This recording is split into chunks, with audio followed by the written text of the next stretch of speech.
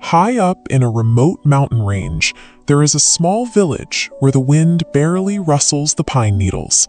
The physical environment is one of absolute, unbroken stillness. But for a 24-year-old resident named Marco, this silence was agonizing. Despite living in what most would consider a sanctuary, Marco suffered from chronic mental exhaustion. This diagram illustrates the mechanics of Marco's internal storm. His attention was fractured. Instead of resting in the present moment, this center node, his mind was constantly dragged backward by the anchors of past regrets, while erratic anxieties about the future were simultaneously pulling him forward. This mental time travel took a severe physical toll. He couldn't sleep, he forgot how to smile, and he walked through his days with a persistent feeling that failure was always looming. A perfectly quiet environment is useless to a mind that refuses to inhabit the exact moment it is living in. Desperate for relief, Marco heard a rumor about an old man living in a distant, secluded hill village. This man was a former city psychologist who had retreated into nature. Marco assumed that peace was a geographical cure, a secret formula that this expert could simply hand to him if he traveled far enough. Marco packed his bags and began a long, arduous trek away from his home, crossing dense forests and steep inclines to find this external solution. He was pushing his body to the brink of total exhaustion to find an outside cure for a storm that existed entirely inside his own head. When Marco finally arrived at a small, overgrown house tucked into the hills, he found the old man sitting on the porch, his eyes closed, in a state of absolute calm. Marco immediately pleaded his case. He described his restless mind and his sleepless nights, asking the expert to provide a way to stop his thoughts.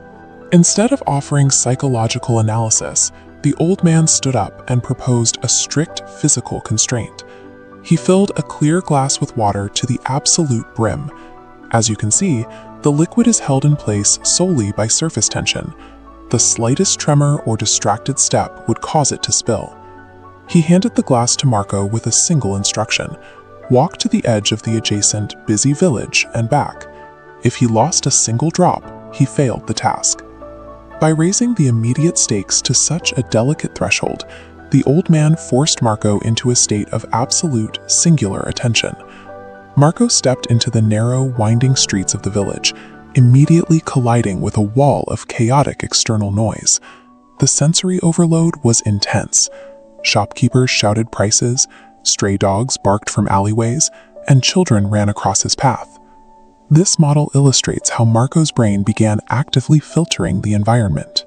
Because his success depended entirely on the micro-movements of his hands and feet, his cognitive system engaged a hard defense against external distraction. As his entire existence shrank down to the surface tension of the water, time slowed down. He found a rhythm, stepping precisely, breath by breath, locked into perfect balance. When the brain devotes its maximum processing power to an immediate physical task, it physically lacks the bandwidth to simultaneously render past regrets or generate complex anxieties about tomorrow.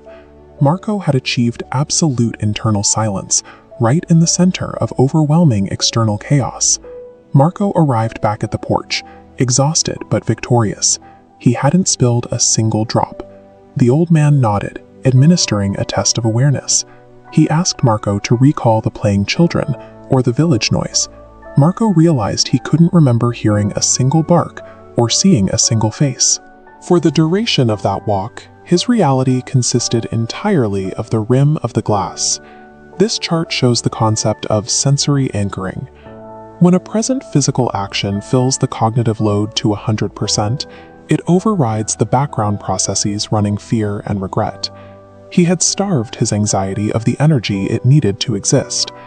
Peace occurs when the present moment is so dense and demanding that it occupies the mind's entire capacity, leaving no room for anything else.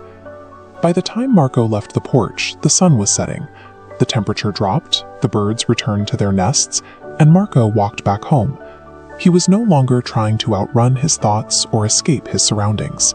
He moved deliberately, stepping in harmony with the environment around him. True peace requires no mountaintop isolation or expert intervention.